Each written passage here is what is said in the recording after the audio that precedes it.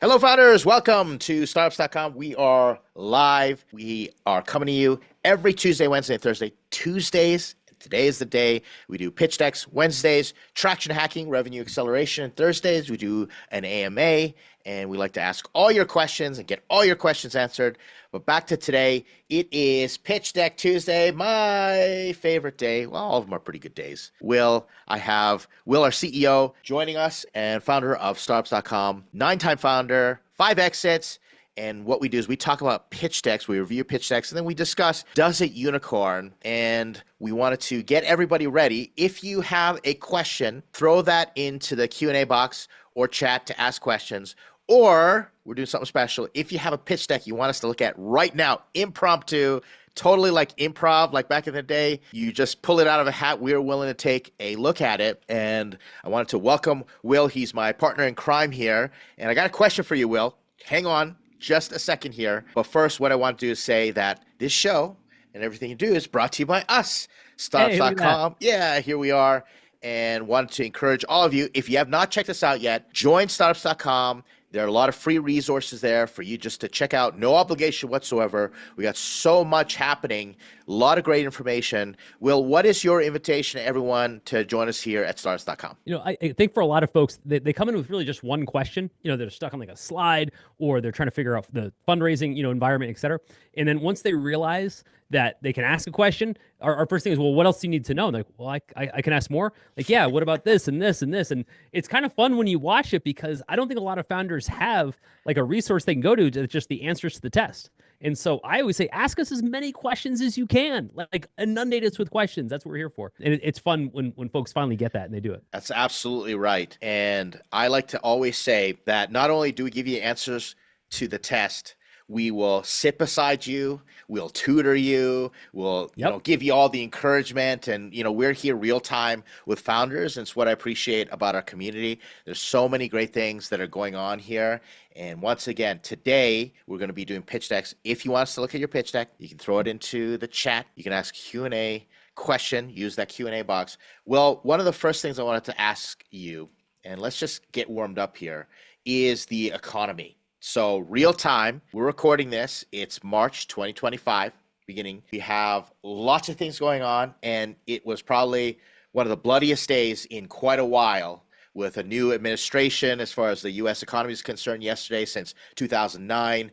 And I know a lot of founders are going to be asking themselves, well, how does it affect my startup? How does it affect fundraising, investors? What do you see, and what are you telling founders right now? Well, I'm telling pretty much everybody that'll listen through every channel that I have that this problem is coming squarely from one world leader, and that's the new Prime Minister of Canada. The new Prime Minister. If they just stuck with the old Prime Minister, the U.S. economy would be fine, but you guys hire a new one, and look what we get, Ed. Darn those Canadians, rise up against Canada. We'll finally have our revenge. No, but yeah, yesterday was a bloodbath in the stock market. Stock market's go up and down. But what's really important about the stock market that a lot of founders don't understand, they don't put the connection between can I raise capital and how's the stock market. There are two things that you have to be very, very mindful of as it relates to the stock market. You can almost watch them go hand in hand when it comes to raising money. Number one, the number of IPOs that are happening at any given time. Now, most of you wouldn't know how many is a lot or why you'd care, etc. It doesn't affect you directly. It affects you very indirectly. Basically, it works like this. If there aren't a lot of IPOs happening, and there are not right now, and there weren't last year, and there weren't last year, and there weren't the year before, it means all of the investors that put all that money in for the 10 years prior to that through all those companies haven't gotten it back out. Now, here's something interesting that happens when IPOs happen. They make a lot of people rich and a lot of people greedy, and that's what you want. You have two things. You have folks that just got rich from the IPO, the investors I'm talking about in this case, and then you have all the people go, damn, I should have made that investment. I want to get rich on the next IPO, and they make an investment. Well, none of those things are happening. Now, the second component of what's happening in the market right now are angel investors, high net worth investors, are losing their shirts. They're losing so much money right now, like right now today or yesterday. When that happens, the last thing on their mind is, you know what I should do? I should take a bunch of the money that I still have left over and put it in the highest risk investment category possible with a return that might happen for 5 to 10 years from now. You got to understand, this is a psychology-based business, right? We are asking people to do really dumb things with their money in hopes that they turn out to be smart things. But initially, statistically, they're going to lose. So when you see the stock market having a tough time, remember, that makes the temperature in the room for everything that we're doing way hotter and not in a good way, right? And so, Ed, when you ask the question, what's the state of the union, or where things are at right now, things are tough. But because for all the people that make money doing what we're asking them to do, it's tough. Two signals that I see, and I explain to all the founders out there, is that it will take you at least 5 years before you know whether you have a startup that's going to have the remote potential for a glory exit like an IPO. Yeah, then you go on your roadshow and you start, building up your war chest, and then in another 5 years, then you can have your exit. That's the typical time frame horizon. But there's always going to be dry powder in the market. There will always be people who plan the cycle, because even though it's rough right now, a lot of investors go, yeah, but I've been saving up for the rainy day. I don't know about you, Will, but I follow the whole Warren Buffett, if there's blood in the streets, go out and buy, especially if it's your own. Yeah. I went back into the market yesterday. I took advantage of stuff. There will always be investors that'll say, yeah, I know I got to put money in now when the going's rough. And then in 5 to 10 years, that's how long it takes. So if you founders, you're at pre-seed, seed, there's always going to be money. I've seen the $1 million and under rounds stay consistent even through this nuclear winter. You just don't hear about it. So that's the first thing. Second thing, Will, is I just saw a company, Hinge, go out there and file for their IPO, and they're going to try and raise $500 million, and it has to do with the mental health or healthcare space. And I know that is going to pretty much be a pretty solid TAM, because that problem's only getting worse. And so we're starting to see the initial signs that things could turn around. The markets are still going to be the markets. It's just this right now, you have to play the long game. Everyone's freaking out. I get it. And so right now you're going to experience that temperature in the room shift, but eventually markets always go in cycles, Will. You bet. Also, it's worth noting that little known companies like Google and Facebook started in recessions, right? You give a long enough period of time, you're going to have enough winners, in good times and bad times. The difference is, like in the go-go times, this is a total bizarre universe, man. But in 2021, in the heart of COVID, at the beginning, when it was at its kind of worst, if you will, the most uncertain, was one of the best economic times like ever. Right, for venture. It's because there's so much stimulus money. Interest rates absolutely drive whether or not people are making investments, whether companies can grow. So we're at a time right now where the markets are colder. Now, that doesn't mean that you can't raise. People are raising. People are closing rounds. I'm just saying it's harder. So when you looked at before, like, oh my God, everybody's getting money. Well, right now, everybody's not getting money, but people are getting money. Yes. Manage your expectations. And just remember, it always goes in cycles, but it's a warning that I tell the founders. It is hard, but it's still possible. And every founder's got a better than 0% chance of going unicorn, raising that check. So that's what we want to encourage you with. And we stay the course, everyone. Stay resilient, stay the course. So once again, use the Q&A box. We're going to take a look at a pitch deck. And if you've got questions, it comes up, go ahead. Derail us, challenge us, distract us. We want to answer those questions. Learn from it. And if you have a pitch deck yourself, you want to put into the chat there. We have Jen lurking and just making sure that you understand that we're recording content right now. You want us to take a look at it. We will do that as well. Let's take a look, Will, at what we've got with A Way Together. This is a pitch deck. In full disclosure, right? We did a review on this before and sent the feedback back. And just like we want our founders to do, they went and reworked it and they came back to us. And now we're going to look at it from that perspective. Yeah, absolutely. We have A Way Together, cover page, a smart tech solution for every host. I know this was adjusted. I can't remember the last one. What are your initial impressions on that tagline? I don't know what it means. This is one of those cases. It's always interesting to me because, again, I know the founder as well, where if you know what the product is, then the tagline makes sense, right? Yes. But the problem with this specific slide, for everyone, not specific to this deck, the problem with this specific slide is you have to assume whatever you put on this slide. By the way, it's the only slide that's going to get seen by 100% of people if they look at your deck at all. So it's actually more important than you think. A lot of people think it's the waiting slide before you present. Remember, 100% of people are going to see your deck without you before they ever decide to meet with you. So all these, the deck has to stand on its own. But the second part is, for folks that are putting this together, we need something on this page that basically says, if you don't even remember what this business is, et cetera, this is exactly what the business is. It can't be cheeky. It's not just do it. It's not a tagline. It is a description, the shortest, most useful description you can put together for the business. Yes.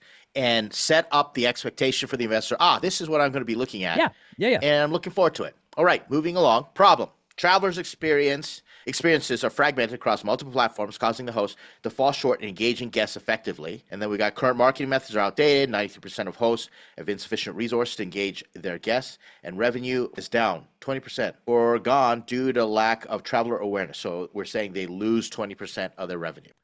We're missing a few key elements to this problem statement. The first one is how much money or how many people are affected. Also, which travelers? Business travelers, U.S. travelers, frequent travelers, leisure travelers. There are many. Okay, so if we've got a one cohort that is more specific, I would want to lean into those. That doesn't mean it's the only cohort, but a cohort people would easily recognize. But right from the start, we don't have the size of the problem. Well, I want to interrupt that just for a moment because this comes up quite a bit, and we have an opportunity to kind of bat this back and forth. Will, you always say, and this is common to us, we say start with who has the problem and how many there are. Like give us the size and who. That is going to set us up for, oh, this is a real painful problem, and investors get excited about that sort of thing. But in this case, so let's use this as an example. We've got travelers and we've got hosts. Okay. I know for a fact that this pitch deck is solving for the hosts because they want to do better experiences for their travelers.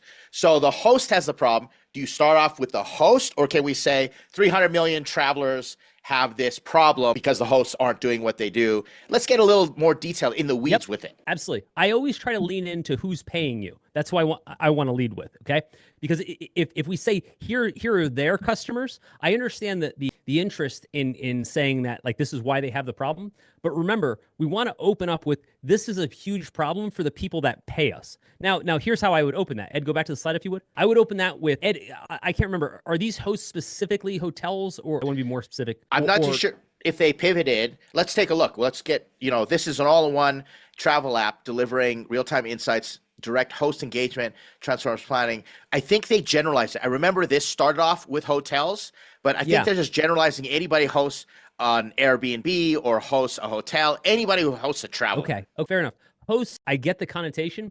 I wouldn't immediately know exactly what that meant. Like, I think Airbnb host, that's a little bit better known. I wouldn't think of the Marriott as a host, right? Just for what it's worth. I might come up with a better universal tag, but let's leave hosts for now. I would say hosts lose $32 billion a year because travelers' experiences are fragmented, yada, yada. Right. Now, how many of those hosts, we could be adding that as well. We could say, 400,000 hosts lose $32 billion a year. You bet. But we want to open up with who is going to pay us to solve this problem, even if we lead into it with how their customer has a problem. So I'm going to say this again, and I'm making some of these numbers up. They're just placeholders. Hosts lose $32 billion a year because their guests or their travelers' experiences are fragmented, et cetera. So we've captured both. We've said the hosts are the ones losing lots of money. That's why they're going to pay us. But the travelers have the problem. Yes. Now, let me point this out as well. This number here, 93%. I don't know how to extrapolate that number. I don't know if that's in the tens of millions, hundreds of millions, that's in the tens type thing. That's why we open with that. Right? And then on top of which, this 20%, I don't know what that number is right there. So if you have a percentage, you can actually extrapolate that to an exact number and tell me, 93 million, hosts who have a air bed and breakfast or, handle vacation travelers lose $32 billion a year because of travelers are having a difficult time, et cetera. So we're talking about, if you can do this, you can definitely come up with a number and get more direct, as Will's talking about. And you don't want to leave it to the imagination of the investor. You do so at your own peril. Absolutely. And so I always use this ranking system. The gold standard that you're trying to get to is a dollar figure. That's typically money either lost or won, okay? That's the gold standard. And ultimately, as an investor, that's the one thing I'll absolutely understand. Okay. If you can't get to that, give me the whole number of the number of customers. So let's say there were 100 customers. Okay. Don't say 1 in 5 or 1 in 10 or 10%. 10% of what? If it's 10% of 100, just tell me the number's 10. And of those 10 people, if they each spend $5 a year, tell me the number's $50. What you're looking at here, Ed, are what I call naked stats. These are stats that only make sense if you have all the context behind them. Yes. Right? So when we say 3 in 5 travelers feel this way, that doesn't tell me anything. Number one, I don't know how many travelers there are. And even if I did, I don't know how much money they're spending. So I don't know why this problem has any significance. Saying that a lot of people have it means nothing unless I know how to map it back to cash. Let's continue on to the solution. So we gave a recommendation and we have a pitch deck that came through chat. So I want to be able to cover that as well. But the solution, we just want to type problem solution. Let's back up for a second. Will, if we had our way, we'd have founders spend the majority of their time making sure problem, solution, market slides are bang on.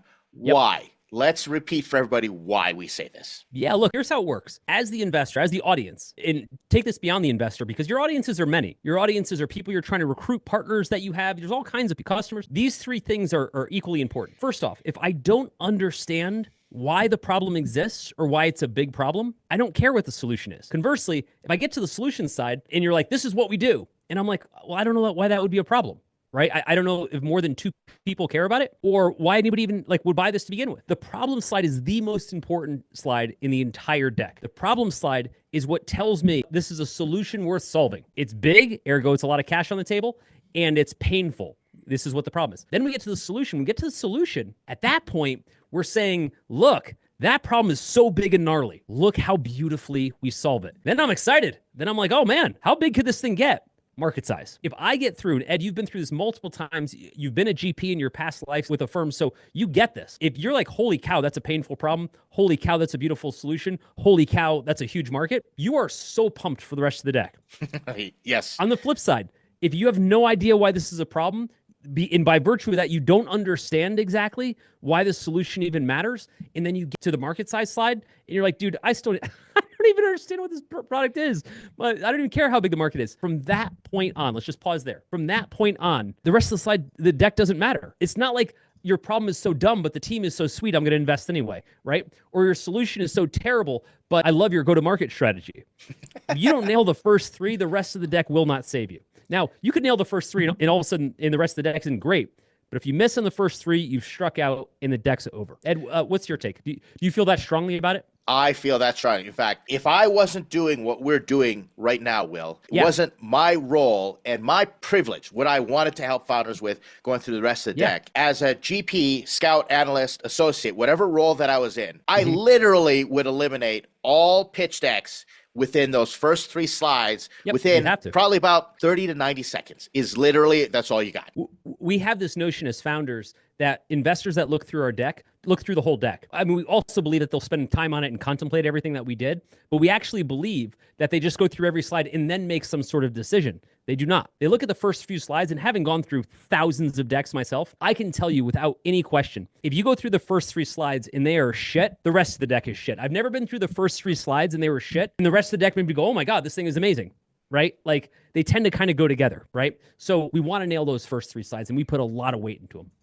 Let's take a look at this solution slide and tie the 2 together. And I like us focusing on problem, solution, market this time around. Let's take a look at them. But right now, knowing that we're wanted to help the founder massage the problem, and we gave some good recommendations. And I'll come back. We know this founder, and they're fabulous. She's fabulous. So we're going to be talking with her. But the solution right now says an all-in-one travel app delivering real-time insights, live connections, and direct host engagement that transforms planning, on-site experiences, and post-trip sharing. And then we got stats, 81%, sort of explaining why this is important. What do you think? All right. Well, let's first map it back. Whatever we said we've just solved, we had to tee up beautifully. So before you go back, go to the solution. I just want to make sure I record this. Post-trip sharing. Okay, pause there. Before we do anything, number one, no one's going to write this down. I'm doing this so I don't look like an idiot when we flip back to the other slide. I challenge anyone to remember that sentence or remember the 6 parts that I just deconstructed out of it. Now, again, if I can't remember it, it didn't exist. Okay, but let's agree that we'd probably want to titrate that a little bit more. But Ed, if you would, let's go back to problem, and I need to map all 6 of these to what we said in the problem statement. Before we do, I want to double click on what you just said. It's so important. Everybody watching this live and going to be watching it later, what Will just did is he identified there are 6 concepts. 1, 2, okay, live connections, direct host engagement. That's 3. Transform travel planning, 4. On-site experience, 5, post-trip sharing, 6. There are 6 concepts that you're asking the investor to cram into their mind when they're busy, tired. This is their 30th pitch deck that they've basically looked at so far today. They got another 30. They're waiting. And so Will highlighted this for a very important reason. I cannot emphasize this enough because there's a big payoff to what Will is going to be explaining. So let's do that. Let's go back to the problem. Yeah, I appreciate isolating that, Ed. Okay, Ed, let's see if we can do match time. Real-time insights. Do we have real-time insights? Fragmented across multiple platforms, causing hosts to fall short in engaging guests effectively. I see 93% of hosts with insufficient resource to engage their guests digitally and in real time. Okay, I'd have to remember that. Look where I put the word real time. And I say this to point out, we kind of buried it a bit in what we said the problem was as far as the hierarchy of what we're presenting. But then we made it the first thing on the solution. Remember, I got to connect these things back. I got to remember what you said was a problem you solved, okay? So it's there, but kind of tough to find, okay? Next up with live connections. Ed, can you help find me live connections? Current, outdated, revenue. I would say that falls under the bucket of engaging with their guests here. And I'm stretching because it's not there word for word verbatim or even closely tied to. I'm thinking engaging their guests in real time, live connections. That's what I'm thinking. But that could cover insights as well, real time insights. You bet. You bet. Now, look, the fact that you're guessing is a problem. Yes. Okay, next up, direct host engagement, causing the host to fall short in engaging guests directly, sufficient ways to engage their guests digitally. I don't see specifically. Now, let's pause here. And by the way, the founder who shared this, we always say this, but we mean it as much every time. Thanks for doing this. I know it's frustrating watching Ed and I like kind of go through this. And you're like, but it's just right. And I get it. I'd be doing the same thing. But by virtue of putting this out there and kind of letting us talk about your kids, so to speak, you're helping tons of other founders. You know, people just like you that are going through the same thing. So first off, thank you. I want to make sure you get our gratitude. So as we're digging into this, we're not picking on you. We're saying here's what we all have to learn when we deal with this. Now, we just went through the first three things in the solution, and we struggled to directly map them back to the problem. I'm not even going to get into the next three, Ed, because it doesn't matter. The fact that we couldn't connect the first three means that the next three would be an exponentially bigger problem. This is so important to remember, we get one or maybe two things that we get to remind the audience of, right? That we get to convey to them and have them remember. Best case, we get three. We sure as hell don't get six, okay? Yeah. The best possible problem statement. The problem is this one thing. Okay. Now I know what you're going to say. Yeah, but Will, Ed, we solved like 9 other things. Isn't that awesome? It is not awesome, right? Not right now. Right now, we just have to get people's attention. This isn't the all and final. In other parts of our deck, we can talk about how it works. We can get a little more detail. We can create a slide if we're so dead set on it on our roadmap or what are the things that we'll do. We can talk about it in a competitive matrix. We can talk about it in our market size to say, this is the problem we're solving now, but the bigger TAM is this one. But be very careful in how many concepts that you introduce, because everyone directly steals from the attention and value of the other. But Will, our product does it all. We don't want to be reduced to a one-trick pony. Yep. We hear it all. And I'm just going to answer my own question from an investor's perspective. And I hope you can empathize with the investor. And we're not trying to throw you under the bus as founders. We just fundamentally don't believe you as a founder can solve 6 problems right out of the gate with one thing. And that's the best use of our money. We want to know that you can solve one thing, dominate it, be the clear market leader, start to get that beachhead going, and then start adding all the other things. Great, have a vision, we like it, but you have to understand from an investor's perspective, what do we believe you are capable of with the check that we're going to write so that we don't lose our money? What's the first place you're going to have a home run? Pick one. Exactly. Right. Exactly. You've got 8 things that you solve. That's great. Very unhelpful, by the way. But that's fine. Which one is most important? And in some cases, this is important. You may say, actually, it's not the one thing. It's the combination of the 2, in some cases 3, that actually make it valuable at all. Then you remember, as you add each thing, you are directly taking away from the value of the previous thing. So think about it like this. At 100%, okay, of focus and attention and value, you have one thing. Now the investor's like, I have 100% confidence that you're going to be good at this. You're like, well, now it's 2. Now I have 50% confidence. Yeah. Right? Now I have 3. Now I have 33% confidence. This one has 6. You can see where this goes, right? The challenge that we often don't contemplate is that the investor has no attention cycle here whatsoever. None of us do.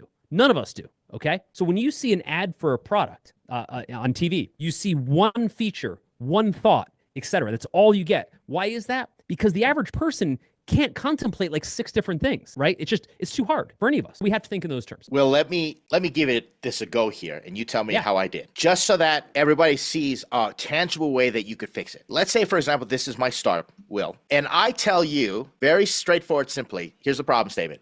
I'm going to say there are X amount of hosts, right? And I give you a number, let's say, 10 million, 30 million hosts that lose $30 billion. Okay. I'm going to 30 billion because I'm going to say that because travelers are not aware of everything available on their, on their trips. That's available to them when they make a stay. Love that. Done. Okay, great. So I'm doing pretty good so far.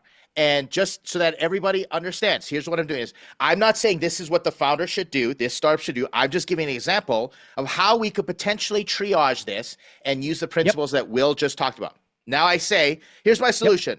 Will, I built an app that delivers everything that a traveler can do on my site in real time and allows them to plan their trip.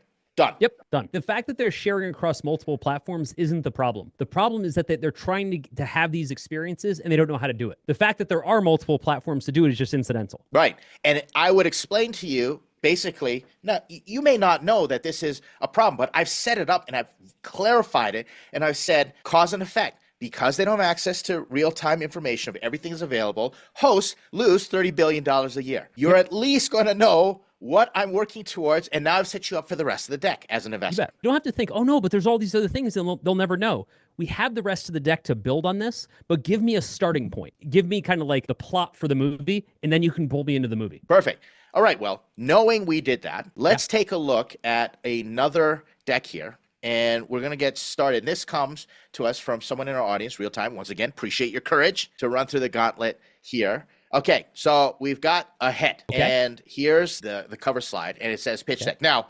let's repeat. What are we looking for on the cover slide specifically here? I just want to know exactly what the business is. If I were Uber, we allow people to book people's personal cars to do taxi rides. I murdered that, but you get the idea, right? Just something super simple, super clean and super tight. It doesn't need to be cheeky. It doesn't need to be Uber for chickens. It needs to be something where when I read that sentence, I know exactly what you do. Right. Perfect. Okay. So now we go to the problem slide here. Millions of teens are left unprepared when they turn 18 because the process to build credit under 18 is extremely complicated and overwhelming. And we've got 3 bullets. Teens turn 18, look to purchase a car, and then dealership bank does a background check. So this is kind of like what happens with this problem I'm taking it. And teens deny a loan. Can you full screen that for me? I can't because of the way this okay. deck this is like 1 point font. Okay, perfect. Okay, dealership bank does a background check, reveal teen has no credit. Got it. Teen is denied loan financing and forced to establish credit traditionally. Okay, let's start with what I like about this one, Ed. I really understand this problem, right? In other words, it's missing a few things, but that's okay.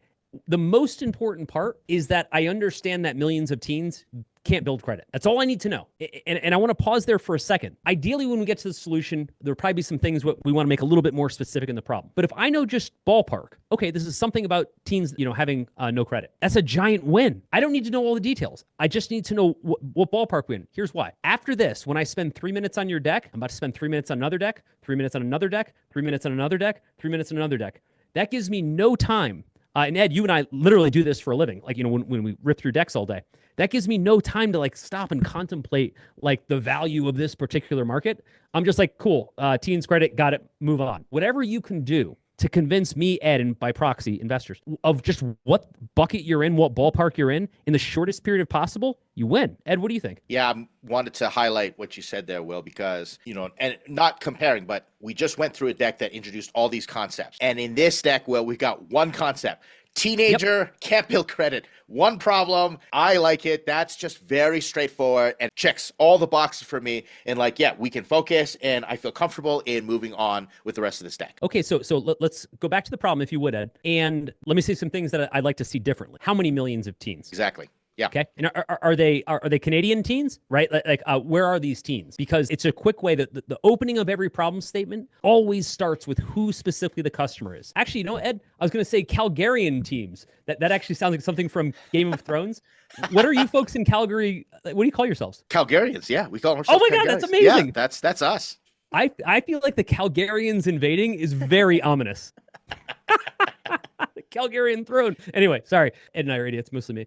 So we open up with specifically who this is, okay? Like who the audience is. Okay, be highly specific. Within that, we talked about this before. We said, if we just say it's 42 million, well, what does that represent? Does 42 million represent $820 billion of buying power? In that case, I might say US teens under 18 represent $32 billion worth of buying power. However, problem, pick it up from there. Yeah, that's good. You bet, because I want to talk about it wherever possible, how much money is on the table, how much money is being won or lost. Open with that every single time. You will never lose. Let's highlight that. The reason Will is saying that, and we look for that, is if you can give us a number, and actually I liked where you went with that, Will, because it gives me motivation to solve the problem because the pain is costing billions. So if you told me, hey, did you know that these 46 million teens have crappy credit and could be spending or, injecting whatever, $1 trillion of economic buying power, but they can't because of this problem, I'd be like, oh my word, that is a problem that everybody needs to solve. And if you're the founder to solve it and I invest in you, we're all going to be very rich. Correct. And so it's that FOMO, right? It's that, oh, damn, all that money is floating out there and I don't have some of it. That's a big problem. Teens under 18 in the US have an estimated $100 billion in annual buying power. I GPT'd it. Damn, dude. Yeah. $100 billion? Open with that. Open with that. Right? I mean, that's a mind-blowing statistic, right? And that's just the US, okay? I have no idea if that is true, but the point is, the number's going to be massive, right? Because they're buying cars, they're buying clothes, they're buying all kinds of stuff, right? But we want to talk about why specifically they're prevented from spending that money. So I want to go back to the problem statement. I want to make another adjustment if we can. Ed, I see this a lot, and we've seen it across a lot of decks we've reviewed recently. I say exactly what I want to say in the problem statement. Yep. And then below it, I just keep saying it over and over. Yeah, exactly. If in the problem statement, the gold standard is to have one sentence and shut up. That's it. Remember, every word, every image we add reduces the ability for someone to remember and comprehend what you just said. Yes. So imagine any product you've bought and they present the product and you're like, damn, I want that. But they won't shut up. They just keep on going. You're like, okay, shut up. I already get it. I want to buy the product. Stop talking. Shut up and take my money. So in this case, Ed, can you zoom in like you did before? I'm not going to lie. That's every bit of a 1-point font on my... Okay, there it is. Teen turns 18, looks to purchase a car with a loan. Okay, got it. Car loan. Dealership bank does background check, no credit. Teen is denied loan financing. Okay, I can say all of that in the problem statement, right? I can basically say because they have no existing credit, nor... I don't know if background check is a thing. Well, no, the background check, I believe... no existing credit. The background check just reveals that. We're saying the same thing over. I'm 90% sure. Also, fun fact, I was in this business for a long time. I launched swapalease.com. We did billions of dollars in car leases, and affordit.com, where we did tons of high-risk consumer finance with people that didn't have bank accounts. This is very near and dear to me. But I want to add something to your point, Will. The more you say, the more chances you have of saying something that an investor doesn't want to hear or confuses the investor or you didn't want to say really, and you want to avoid that. And this is a good illustration. If the founder's telling me that they're solving car credit to buy a car, great, put that in the headline. But if you're actually telling me that you're solving for credit in general, and then you give me this big example and you go into details about buying a car, now I'm confused.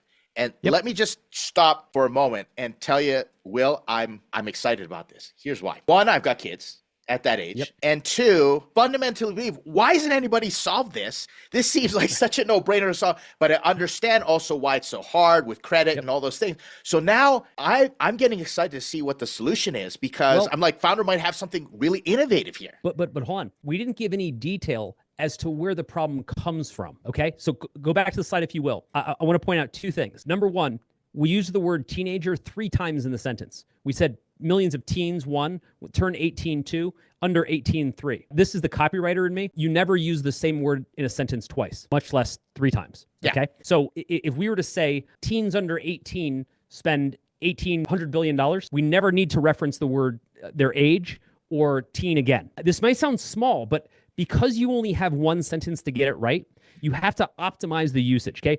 That's a small but important point. But here's the thing. We said because the process to build credit is extremely complicated and overwhelming, that hasn't told us anything. Right. That's just a high-level point saying complicated and overwhelming, which are 2 massively amorphous words that could mean anything. We want to avoid general language wherever possible. If there's something about building credit that is very specific, we want to say that here because whatever we're about to solve is going to solve exactly this. If we say it's overwhelming, we have to say specifically why. Are they long processes, or et cetera? We have to be highly detailed here. That doesn't mean use lots of words. It just means use the specific words to explain why it's complicated or overwhelming. Right on. And it could be something as simple as no one's willing to even start the process, right? It's black and white. Like there are so many things, and you're absolutely right. And this is what I say, Will, is when you say something like complicated or overwhelming, we see this all the time. It's like, personal finance is broken, right? HR hiring is broken. Again, it falls into could be hyperbolic, could be your opinion. The investor could completely disagree with you. You want to avoid. So give them concrete evidence as to the cause of the problem, and then you're there. And so let's take a look at the solution. A solution ahead is a teen banking app that allows teens to build credit. Only teen banking app that allows credit building for minors. Additional features and apps such as saving goals, learning aspect, and parental features. Let's build on this a bit. So what we're saying is that teens can't build credit, but we haven't said why they can't build credit. Or what we're doing to change that. We're just saying we're doing it, but we haven't actually explained what the problem to building credit is, nor have we explained what we've done to fix it. So we haven't solved any problem. Exactly. In the investor's mind, they're like, "Why is this a problem?" Correct. Because here's what I'm guessing. The founder knows exactly what the answer is. They just forgot to tell the audience. This happens all the time. Ed, you see it on probably 90% of the decks we see. So I would push back on this if we were sitting and doing our brainstorm. And I would say, okay, why specifically can't teens have credit? And the founder might say, again, I kind of know some of this stuff. They might say, well, all credit is based on a history that the teens don't have. Okay, cool. Let's start there. What is it about that credit history that you could change that would change that outcome? Well, we can create more transactions earlier in their career in order to be able to better assess trajectories and what's the word I'm looking for? It'll come back to me. And you look at that and you say, okay, you're changing that problem, but then you have to tell me that was a problem, that teens don't have the ability to record transactions that would indicate that they're good credit risk. Yes. So you're obviously expanding, and we can't put words into the founder's mouth, but you're giving really great examples of what feasibly could be said, but at least use the principles. If you explain why this is a problem, how it came to pass, then it's much easier to explain how we're solving it. So let's use that example, Will. It's like teens can't establish credit because they have nothing legitimate to track history with that's recognized by banks and everything like that. And so if the solution was, we have an app that allows teens to start recording credit transaction history as early as possible, signed off by their parents, which makes it legitimate to banks, then that would be problem solution in your mind. Okay, I just wrote one. Tell me what you think. Teens, yada, yada, because they have no ability to create transaction history that traditional credit reports are based on. Great. Okay, solution. We allow teens to start creating a transaction history to build up a credit report that allows them to access credit and loans long before any traditional scoring systems do. Perfect, right? So I think I made that up. That actually might not be the product. Yeah. Again, everyone, all we're doing is we're giving you the principles. Yeah. And just want to say, an investor is never going to do this. They are never going to stop and go, you know what would make this startup really great is if they changed their pitch deck and I went there. So I'm going to give them a call and I'll say, I'll write you a check if you use my problem solution statement. They are never going to do this. So don't expect them to. And that's the reason we want to work with you to nail it so you're not in this situation when you're in front of the investor. Hey, Ed, I got an idea of something we've never done before. I want to do 30 seconds. And I'm going to call this In the Mind of the Investor. And I want to freestyle, and I want each of us to take a pass at this. If we were an investor looking at this deck, how we would have digested the first slide and the second slide. Perfect. All right. So I'll go first, and this will be very quick. Okay, go. Prop. Millions of teens, unprepared, turn 18. Mind you, by the way, I'm deliberately skipping words because that's what I tend to do. Because if you look at enough decks, you can honestly just like keyword match. Right? It's like, oh, blockchain for monkeys, right? Like you just, okay, whatever, right? And I would say, okay, this has something to do with teens building credit. And by the way, if you got that far on your first sentence, you're better than most decks. Yeah. I'm not going to read anything below it. I actually don't care because I already know this has something to do with teens and credit. Next slide. Okay. Next slide. Teen banking app that allows teens to build credit. Okay, good. Contextually, I get it. It's a banking app building credit. But how? Only teen banking app that allows credit building for minors. You literally just said that in the previous sentence. Additional features, don't care. You didn't tell me how you allow them to build credit or where the problem with building credit was. I'm done. I'm off to the next deck. Yes. Okay. So Ed, your turn. Okay. And I'll tell you exactly how I would have done it if I'm scrubbing this for our fund. Okay. Now let's just say our fund is interested in this type of investment. So I'd read this. So what I do is I read everything. I can't edit in my brain like Will. My brain just doesn't fire fast enough. So I literally, I go, millions of teens are left unprepared when they turn 18 because the process to build credit under 18 is extremely complicated, overwhelming. Right away, I go, okay, I can relate to this. Because I've got teenagers, this is going for it. Extremely complicated and overwhelming. Yeah, I don't believe it. Your opinion. Yep. And like I don't necessarily share this opinion. You've lost me. And then immediately I go, why do we have these three bubbles below here? But at least I'm going to take a look and I say, go to a car dealership and then background check. Okay, now you lost me. And now I'm confused. I probably don't continue from there. Now, oh wow, you hard stop at the problem. I hard stop there. Okay. But And here's why. Let me explain why I hard stop at the problem. Because I automatically assume everybody and their dog wants to solve the problem, and automatically right away this pitch deck. And please take this in the intention that I give it. Immediately, I don't think this founder has their ish together. I don't think this startup has. They're not concise enough, not clear. So I immediately start to think, well, this is pretty much, the rest of the way. And I can tell this on the first problem slide. If it's concise and straightforward, at the same time on this one, it's like, oh, I really wish that this was put together a lot better because I do resonate with the problem on some level. But let's say I continue ahead here, pun intended, as a teen banking app that allows teens to build credit. I go, how is that different? Why now? What's different than everything else out there? Only teen banking app that allows credit building for minors? I don't believe you. I believe there are lots of others that are out there. I know specifically banks want to solve this problem, et cetera, because I've done this before. Additional features, I get to where you are, like I don't care at this moment in time. So I'm definitely done by this moment. Okay, now I want to pause there. And this is a good product, right? So this isn't us saying, hey, this is a terrible product or anything. I think it's a great product, okay? The problem is we lost the hook, right? It's the equivalent of the first 10 minutes of a movie. Have you ever watched the first 10 minutes? You absolutely hated it and was like, well, maybe they'll catch me at the end, right? That's me, by the way. The exception is every James Bond movie ever, right? I have no idea what's going on, or Mission Impossible, what's going on in the entire movie. And I'm like, come on, it's a great movie, I guess, but I have no idea what's happening. And I guess I'll watch it to the end. But this isn't that. This isn't that. But this is easy to fix. This isn't like a showstopper at all. Like, this is absolutely easy to fix, and we can help you with it. I just want to say, we asked this question, all the way back. Does it unicorn? And this, yes, has a potential to unicorn. Well, you proved it. $100 billion in economic buying power that we're leaving on the table because we can't help teens build credit. I'm totally down with that. But again, everybody else is going to want to solve that problem. So you have to bring the goods in the first literal 2 slides, the first 90 seconds, be crystal clear, have it together in such a powerful way to cut through my brain fog, my annoyance, all those things. And if you can do that, man, this is a worthy unicorn problem to solve. Yeah. This is one of those cases where the problem's so big, the concern is that everybody's trying to solve it, right? So this isn't one of those cases where I don't believe the size of problem exists or anything else like that. It's, I need to be convinced that your version, among the dozens of others that are going to be introduced, specifically is solving the right part of the problem in a unique way that makes you a better investment. I really love what we did today, just really focusing on problem and solution and getting that down. That's where it's all at. Yeah. Yeah, because I know for a fact we got people in our audience, and I've seen your pitch decks, and this will be very helpful. I really hope you took a lot away from this. Let's summarize just for this pitch deck ahead, but in general for everybody else. When we looked at this problem solution, what are the steps that we're recommending the founder should do? Okay, the first thing I want to do is I want to get rid of all the stuff below.